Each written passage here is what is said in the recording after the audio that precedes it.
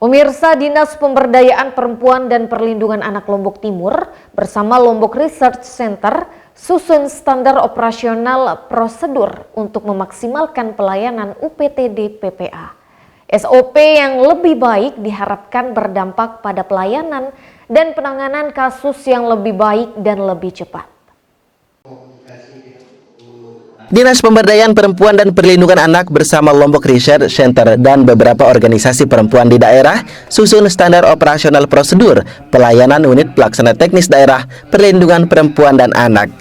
Penyusunan SOP dimaksud mencakup berbagai hal, mulai dari alur rujukan, penanganan kasus, hingga pemenuhan hak-hak terhadap korban. Kepala Dinas Pemberdayaan Perempuan dan Perlindungan Anak Lombok Timur Haji Ahmad menyampaikan, SOP yang ada perlu dilakukan penyesuaian atau penyederhanaan guna memaksimalkan pelayanan, baik kasus terhadap perempuan, anak, hingga kasus kekerasan rumah tangga.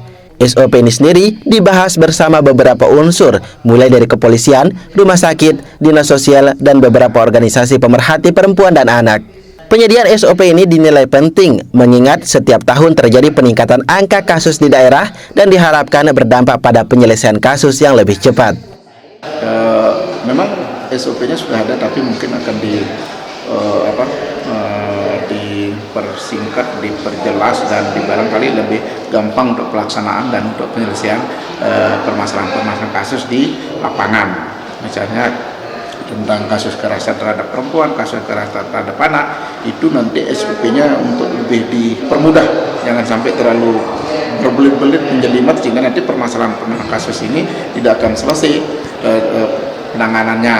Nah, kemudian bagaimana dengan alur-alur nanti? Tentunya hari ini dibahas dengan beberapa unsur, ada dari Kanit UPTD Polres, ada dari rumah sakit, dari Dikes, dari dinas sosial, kemudian nanti dari lembaga-lembaga pemerhati tentang anak. Itu. Sementara itu, Koordinator Program Inklusi LRC, Baik Titis Yulianti menyampaikan, penyusunan SOP ini penting untuk menjadi panduan dalam menangani kasus di daerah. Adanya SOP ini juga diharapkan bisa mempermudah dan bisa memberikan kenyamanan bagi korban saat dilakukan pendampingan. Tidak dipungkiri, korban yang tidak mau melapor menjadi tantangan bagi pemerintah, sehingga perlu ada SOP untuk menjaga kerahasiaan pelapor maupun korban. Ini menjadi penting untuk dilaksanakan karena ini akan menjadi panduan ketika teman-teman di unit layanan yaitu UPTD PPA Kabupaten Lombok Timur itu menerima aduan.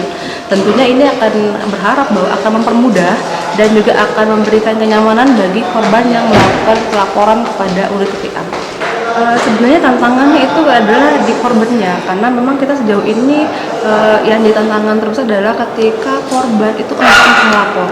Nah, bagaimana nanti di dalam SOP ini kita juga mengatur kerahasiaan identitas pelapor, itu juga menjadi hal yang penting, menjadi pertimbangan ketika korban itu akan melakukan pelaporan kepada unit PPA yang ada di DP3 AKB. Masyarakat diharapkan tidak enggan untuk melapor kepada UPTD PPA jika terjadi kasus di wilayah sekitar.